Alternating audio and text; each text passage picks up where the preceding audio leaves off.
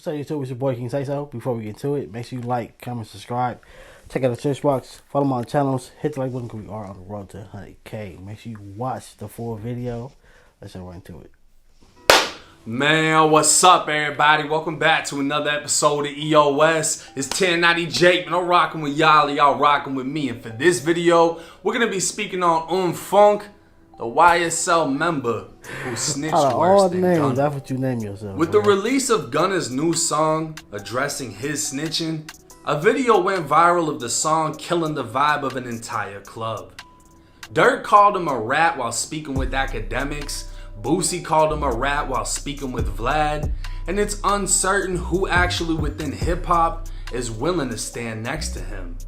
But come to find out, there's someone within the YSL indictment that not only snitched worse than Gunna, he full-on betrayed his own blood brother, Young Thug. 34-year-old Quantavious Greer, who raps by the name Unfoonk, has recently been exposed for snitching worse than Gunna in another case of selective politicking. One of 28 men indicted in the YSL case, Unfoonk also took a plea deal which spared him a prison sentence and ultimately set him free on probation. Charged with conspiracy to violate the RICO Act and theft by receiving a stolen firearm, Unfoonk would receive a 12-year prison sentence with 2 years credited as time served, while the remaining 10 years was to be served on probation. He'd be required to perform 750 hours of community service, stay away from firearms, and commit no criminal acts. But in return, he'd admit to a long list of questions specifically designed to convict those higher up in the YSL food chain, such as his own brother, Young Thug. As part of the special conditions of his sentencing, Unfoonk agreed to testify that YSL is a gang. He'd admit to being a member of the Goodfellas gang and becoming associated with YSL in 2019. He'd admit that in 2 separate occasions he spoke with YSL members on securing protection for a YSL member in jail and getting revenge on another inmate for harming a YSL member in jail. Damn, He'd agree to testify discussing the use of a drone to fly cell phones into the jail and would acknowledge multiple gang identifiers of YSL to further confirm YSL is in fact a gang. He'd agree he has personal knowledge of members of YSL having committed criminal acts such as murder, robbery, etc., and understands that if he takes back anything he's admitted to testifying, his plea deal will be revoked. Not only would he sign his initials next to everything he agreed to, yeah, that's crazy. That's hella snitching on a lot of things, and nobody talked about it. Everybody was just on Gunna. Gunna this, Gunna that, Gunna this, but his own brother did worse. This is crazy. The court transcripts would also show he answered yes to every question inside of a courtroom and in front of a judge. With Unfoonk pleading out in December of 2022, he'd only last 5 months before violating his...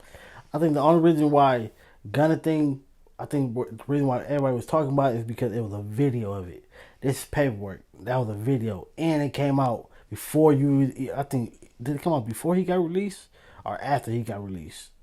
Let me know in the comment section, but I think that's why, because it was a video. Probation. He was pulled over by Atlanta police for the window tint on his Mercedes when they located a Glock handgun inside of the vehicle. Going in front of a judge, he was spared nothing as he was sentenced to serve the remaining 9 years in state prison. But prison was Unfoonk's second home, as he'd already spent much of his life in there and would have spent the remainder of his life sentence in prison if it wasn't for Young Thug. Back in 2007, Unfoonk arranged the robbery of 2 men who had cashed a $1,500 check. I was on to know someone's part of it. I just had to think about it. He probably did that on purpose. Like, I'm gonna get caught with the gun so I can go to jail and just do my time instead of having to go to court and testify. That might have been what he did. Having the victims unknowingly driven to him, he approached the vehicle in all black demanding the money. They gave it up as he and the co-defendant went in their pockets, and when they told the victims to walk away, one of the men threw his jacket at Unfoonk, who opened fire, shooting the man in the stomach and ultimately killing him. Unfoonk and his co-defendant would be indicted by Fulton County in 2010 and months later sentenced to life in prison. In an interview with Beehive Atlanta, Unfoonk would share the story of how back in 2017, he was sitting in a prison cell when he got a call from Young Thug on his cell phone. Now a superstar in the rap game, Thug would tell him his new lawyer was none other than Brian Steele, the most notorious hip-hop lawyer in Atlanta who's currently representing Thug in the YSL indictment.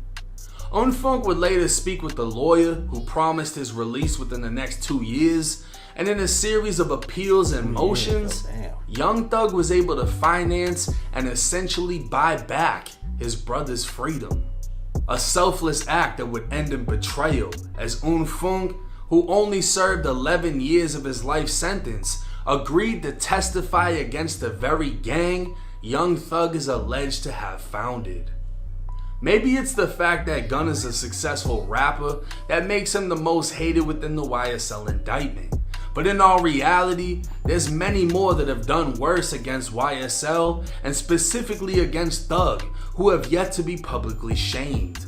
Unfoonk is now on his way back to prison, only to be reunited with his co-defendant who was never released and is still serving a life sentence for a murder he didn't commit because he didn't have a rich brother to pay for the lawyer. Now everybody hates Gunna, to the point that they don't even want to move around in the club to his music. Everybody just sits still and waits until the song gets turned off. I don't know anybody that wants to collab with Gunna. Some of the biggest names in hip hop are speaking against him, but nobody is going against anybody else that cooperated in the case. Young Thug's own brother was serving a life sentence, and because Thug paid for the best lawyer in Atlanta, he got out. Only to come home, join YSL, 2 years later get indicted in a RICO, and then tell on the entire YSL and everything that happens within YSL, wiping their nose, slap, all that shit, right? Hey. Now he's going back to prison for 9 years, and he's gonna see his co-defendant, who was there when the murder happened, and his co-defendant still has a life sentence, even though Unfoonk, or whatever his fucking name is, was the one that pulled the trigger. He didn't even pull the trigger, and he's still doing life for the body. See, there's so many rappers that talk about Young Thug having a good hide, and this is another example of Thug doing a selfless act, getting his brother out of prison, paying for the lawyer, giving his freedom back. He gave it all up. He's willing to testify, and the excuse is gonna be, I violated my plea. I got caught with a gun. I never actually testified, but you were willing to. So does that make him a rat? Because Gunna hasn't testified either, but he admitted to all the same shit. And furthermore, Unfoonk wouldn't have even had the opportunity to do any of this if Young Thug didn't buy his freedom, getting him out of prison, essentially giving him another chance at life. And even after, willing to testify, signs off on everything, yes ma'am's the judge to death, he only lasts 5 fucking months because he gets caught in a Mercedes tinted out with a Glock.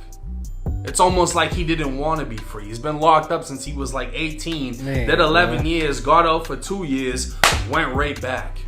Now he's gone for another 9, probably be what, 40 something when he gets out.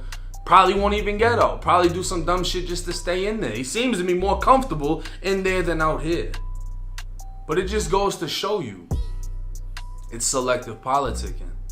Everybody wants to hate Gunna, but isn't given the same energy to everybody else involved in the case. And maybe it's because of Gunna's success. Maybe it's because Gunna is attempting to revamp his career after getting out. But what is anyone else doing that's anything different? They just weren't on shit to begin with. Gunna's successful. Maybe that's the difference that's causing all the hate. But y'all let me know y'all thoughts and comments in the comment section. I really think it's just because it was that video. Everybody not reading paperwork. Everybody don't read.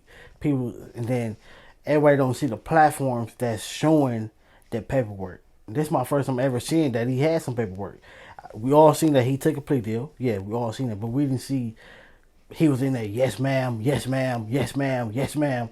We seen Gunna do that, so therefore that's why everybody was on Gunna like that. But he do deserve the same type of hate or whatever. He deserves the same energy. Make sure you like, comment, subscribe. Catch you next video.